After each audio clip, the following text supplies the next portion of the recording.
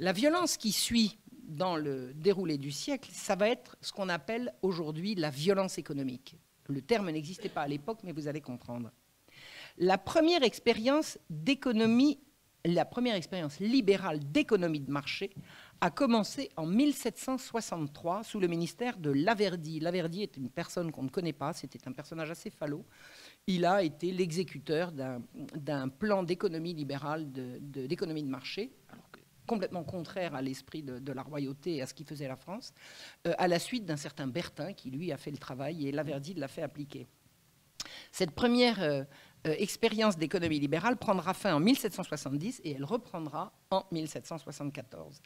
Dès 1764, dès le début de l'expérience d'économie libérale, alors deux mots, j'en ai déjà souvent parlé, mais peut-être ne le savez-vous pas, en quoi consiste l'économie de marché pour l'époque? Ça consiste à dire le pain, le grain est porté au marché le plus proche du domicile du producteur.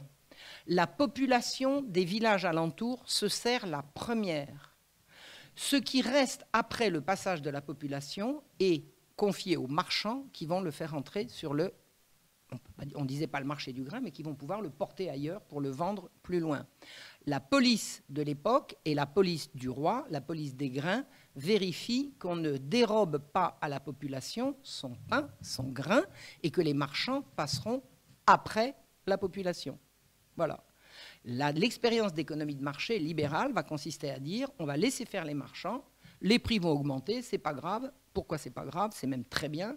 L'idée était d'aider le roi à solder la dette. La royauté s'endette, s'endette, s'endette, s'endette, et faire monter le prix du grain, c'est enrichir le laboureur, on pourra par la taxe augmenter les rentrées du roi, etc., etc. En fait, l'économie de libre-échange a été proposée au roi pour résoudre son problème de dette, la dette. Et donc cette première expérience d'économie de marché a commencé en 1763 et dès 1764, vous avez des émeutes absolument partout en France. Pourquoi? Les gens arrivent au marché pour acheter du pain, il n'y en a plus. Il est parti là-bas, il y a des charrettes qui s'en vont. Et il en reste, oui, il en reste, mais 20% plus cher, 30% plus cher. Les gens ne sont pas brusquement devenus plus riches et ils n'arrivent plus à acheter leur pain. Mais le pain, c'est avec ça qu'on se nourrit. Ce n'est pas le pain pour mettre du beurre au petit déjeuner pendant qu'on va manger autre chose à midi. Le pain du peuple devient trop cher à l'issue de cette première expérience d'économie de marché. Il y a des révoltes partout, partout, partout en France. L'économie libérale, l'économie de libre-échange, jette les Français sur les routes. Ils courent après les convois de grains. Des désordres perpétuels sont recensés par dizaines, par vingtaines. Il y aura un nouveau pic en 1775, parce que l'expérience libérale de 64 à 70 va s'arrêter pendant le court ministère de Terray. Ensuite, le roi Louis XV va mourir. Et quand le roi Louis XVI va arriver, ça va recommencer.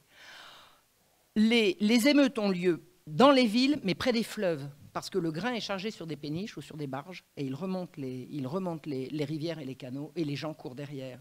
Quand le grain est accessible, quand les gens réussissent, quand la population réussit à récupérer son grain, on le détourne vers le marché, c'est-à-dire que les gens ne volent pas le grain, ils le récupèrent et ils le ramènent sur la place de marché, d'où il n'aurait pas dû sortir avant que la population se serve. Donc c'est ce qu'on appelle l'économie morale. C'est comme ça qu'on considère. Il y a l'économie de marché ou l'économie morale. Donc on détourne le grain vers le marché, sinon on le cherche, puis on demande que son prix soit accessible à tous.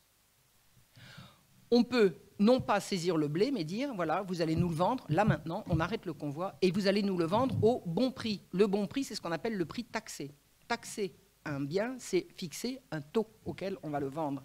Le peuple impose sa loi. La loi qui était celle du roi et qui devient maintenant celle des marchands. Les femmes jouent un rôle majeur dans ces émeutes du blé. Elles sont porteuses de couteaux ou de pierres qu'elles cachent dans leur tablier. En 1767, à Troyes, on arrête 60 émeutières. On fait un grand coup de filet. 60 femmes, 60 ménagères sont arrêtées. À Saint-Brieuc, les femmes essayent de brûler les navires qui sont prêts à lever l'ancre avec les grains à l'export. On enlève le grain au peuple qui ne peut plus se nourrir et on le met dans des bateaux et on va le vendre à l'étranger. Que vont manger les gens? Mettons le feu au bateau. Sur toute la France, les femmes attaquent les lieutenants de police, elles arrêtent les convois, elles capturent les chariots, elles pillent, mais elles revendent à bon prix. Ce n'est pas de la cruauté gratuite, ce n'est pas du vol. Elles récupèrent le grain pour le vendre à bon prix ou pour le ramener sur la place de marché. Il n'y a pas de pillage à proprement parler et il n'y a pas de violence au-delà de la nécessité d'atteindre ses buts. Il n'y a pas de violence contre les personnes. On court après le grain et on le récupère. À Troyes, une riche bourgeoise a dit que si elles n'ont pas de pain pour leurs enfants, elles n'ont qu'à les manger. Ah oui, ça tourne mal. Ça tourne mal. Eh bien, les femmes lancent une expédition punitive contre sa propriété et la dame regrettera amèrement de s'être moquée comme ça des ménagères qui n'arrivent plus à nourrir leurs enfants. En 1768, à Montereau, c'est entre Lyon et Paris, c'est dans la Seine-et-Marne actuelle, au milieu de la nuit, le tocsin prévient la population que le blé est en train d'être déménagé à la faveur de la nuit. Les gens sortent et la troupe tire sur la population et les convois de blé partent. C'est ça la violence économique. On retire au peuple le pain de la bouche. Il va se passer en 1775 ce qu'on appelle la guerre des farines. Louis XVI, qui vient d'arriver au pouvoir en 1774, appelle un certain Turgot, homme des Lumières. On lui a expliqué que les Lumières allaient tout arranger, que c'est la raison, que c'est le renouveau, que l'ancienne France, tout ça, c'est dépassé, qu'il faut se plier à des nouvelles façons de faire et à une nouvelle intelligence du monde. Et Turgot explique au roi qu'il faut faire flotter le prix du blé. C'est-à-dire que le roi, la police du blé, la police du roi, fixait de façon autoritaire, ne fixait pas de façon autoritaire puisque la taxation était toujours négociée. Mais une fois que le prix avait été fixé par la taxation, le roi l'imposait. Le prix était imposé une fois qu'il avait été taxé. Et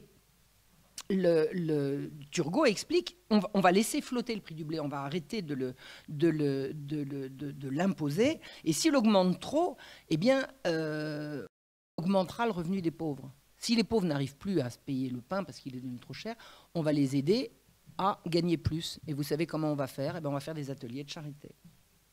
Et les ateliers de charité, c'est d'aller chercher les gens qui n'arrivent plus à vivre et puis leur faire casser des cailloux, faire des ponts, faire des routes.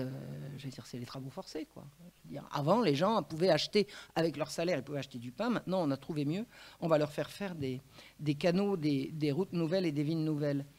L'ouvrier de base, à l'époque, gagnait 6 sous par jour. 6 sous par jour, imaginons 24 € la journée.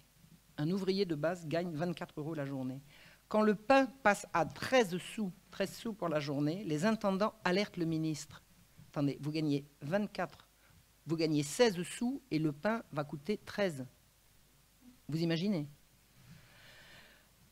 Les intendants alertent Turgot. Il n'y a pas lieu de tenir compte des murmures du peuple, répond Turgot. Il faut qu'il comprenne au contraire que son opposition, ses mouvements et ses violences ne serviront qu'à faire prendre des mesures les plus efficaces pour le contenir. On alerte, on dit attendez, les gens n'arrivent plus. Attendez, il faut que le peuple comprenne que maintenant c'est comme ça. Et s'il n'est pas d'accord, on lui tirera dedans. En mars 1775, le pain est à 12 sous dans toute l'île de France, c'est-à-dire 18 € pour un salaire de 24 pour les ouvriers. Le 31 mars, il est à 21 sous, 31 € la miche. En avril, 24 sous, 36 € la miche, 2 fois plus cher que ce que les 3 Parisiens sur 5 peuvent l'acheter. C'est une violence inouïe. Les gens ne peuvent plus s'acheter à manger. Il y a des émeutes à Dijon. Alors là, j'ai bien étudié les émeutes de Dijon parce que je suis bourguignonne, d'une part. D'autre part, c'est parce que ça a commencé à Dijon et que je me suis vraiment penchée sur le sujet. Il y a eu des émeutes absolument extraordinaires. Les biens d'un meunier et d'un procureur de ses amis ont été entièrement dévastés par une foule en furie. Une foule en furie. On a arrêté 40 meneurs. Des meneurs. Ce pas des gens qui ont faim, ce sont des gens entraînés par des meneurs. C'est comme ça chez ces gens-là. Jamais une foule ne se met en marche autrement que parce que des gens sont venus la voir en disant « Allez là-bas, il y a des coups à prendre ». C'est comme ça que ça se passe pour ces gens-là. Donc on arrête 40 meneurs à qui on dit que ce n'est pas le prix du pain le problème, c'est la bêtise du peuple. Le peuple croit que le pain est trop cher. Il croit que le pain est trop cher. Et Turgot écrit « Je ne suis pas étonné, monsieur, du tumulte arrivé à Dijon. Toutes les fois qu'on partage les terreurs du peuple et surtout ses préjugés, il n'y est point d'excès auquel il ne se porte. Quand le peuple veut un pain à prix taxé, il est victime de ses préjugés. » Préjugés. Et Louis XVI, le jeune Louis XVI, qui est âgé de 20 ans à l'époque, ajoute de sa main « Autant je désire que mon peuple soit heureux, autant je suis fâché quand il se porte à des excès où il n'y a nulle trace de raison. » Oui, c'est vrai, c'est pas de la raison. C'est juste de la faim et de la peur. Parce que là, les gens, les Français, commencent à comprendre que les choses tournent mal et que leur subsistance n'est plus assurée. Et si le roi n'assure pas la subsistance, à quoi il sert? Le roi est là pour assurer la subsistance. Il n'est pas là pour nourrir le peuple, il est là pour garantir que le peuple pourra se nourrir. Et là, les choses tournent mal. Turgot insiste auprès de Dijon, ce n'est pas le peuple qui doit vous conduire, c'est la loi.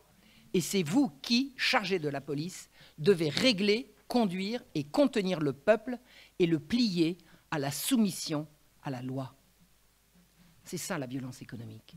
La France va se soulever d'un bout à l'autre du royaume. Reims, Tours, Metz, Montauban à partir du 20 avril. À Beaumont-sur-Oise, en région parisienne, le peuple taxe le blé et le vend et apporte le prix de vente au procureur. Pas de vol dans ces émeutes de la faim. De la faim, c'est pas encore la faim, hein, c'est la peur de la faim, c'est les émeutes de redistribution. Pontoise et Beauvais le 29 avril, Saint-Germain-en-Laye, Saint-Denis, Gonesse le 1er mai. Le 2, Versailles est attaqué. Et il y a une émeute sous les fenêtres de Louis XVI. Les gens crient du pain, du pain. Le 3 mai, l'émeute est arrivée à Paris. La révolte suit le cours de la Seine et des péniches chargées d'un blé qui est devenu maintenant plus cher que l'or. Chelles, Gagny, Choisy-le-Roi, Fontainebleau, Meaux, Corbeil, les émeutes sont partout. Il y a des débuts de pillage, les autorités locales sont complètement affolées. Le ministre dit qu'il faut faire arrêter les meneurs. C'est un complot, c'est un complot. C'est pas que les gens courent après le blé parce qu'ils ont faim, c'est un complot. Ce sont les ennemis des Lumières, vous savez, les obscurantistes, qui ont excité les gens, et les gens, ils sont comme ça, on les excite et ils y vont.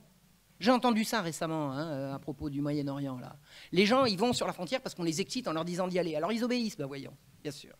Allez-y, il y a des coups à prendre. Le ministre veut faire arrêter les meneurs. Alors, et il donne, alors, Turgot, il est contrôleur général des finances. Il est l'équivalent, disons, d'un ministre de l'économie et des finances. Et il se met à donner des ordres à l'armée et à la police. Non mais attendez, c'est quoi? C'est la dictature? Il n'y a plus un roi en France, là? C'est Turgot qui dirige? Turgot avait 2 fois et demi l'âge du roi. Il lui en imposait. Mais enfin, le roi restait le roi. C'est à lui de donner des ordres à la police ou à l'armée. Et non, Turgot prend ça sur lui. La violence d'État se banalise contre des revendications légitimes. Paris est en état d'insurrection. Le pillage généralisé de toutes les boulangeries a lieu sans aucune violence à la personne. On pille les boulangeries et on ne fait de mal à aucun marmiton. Voltaire invente un truc extraordinaire qui s'appelle la diatribe. Voltaire était à Ferney, c'est-à-dire au bord de Genève. Hein, on peut aller à pied de la maison de Voltaire à Ferney jusqu'en Suisse. Voltaire n'a pas bougé de Ferney et il raconte que ce sont des curés excités qui disent à la foule de saisir le blé pour le jeter à la rivière pour ne plus avoir faim. Vous imaginez? Vous imaginez. Voltaire raconte comme s'il y était que des curés véreux excitent la foule à jeter le blé à la rivière pour ne plus avoir faim. Alors, il y a bien sûr, comme toujours chez Voltaire, des soupçons, des lueurs de vérité. Les gens, effectivement, ont jeté du blé à la rivière parce qu'on prétendait leur faire manger du blé frelaté et moisi. Donc, prétendre que les gens de la guerre des farines jetaient le blé à la rivière, c'est laisser à croire que les Français couraient après leur nourriture et qu'ils la jetaient à l'eau. Ce que les Français jetaient à l'eau, c'était du blé frelaté, moisi, absolument immangeable. Turgot a fait arrêter 1000 personnes après l'émeute de Paris. Et il a fait pendre 2 émeutiers, l'un de 28 ans et l'un de 16 ans, qui, en montant sur l'échafaud, pleuraient, hurlaient, demandaient grâce, grâce, grâce. Ils ont été pendus derrière 2 rangées de soldats, tournés les uns vers la foule et les autres vers l'échafaud. La foule a attendu la grâce. Elle n'est pas venue. Et moi, j'ai ma petite idée sur la mort de Louis XVI dans quelques années. C'est ce jour-là qu'il a perdu la tête. Il a juste eu un sursis. Le roi a cessé, pour des raisons économiques, de défendre le pain du peuple.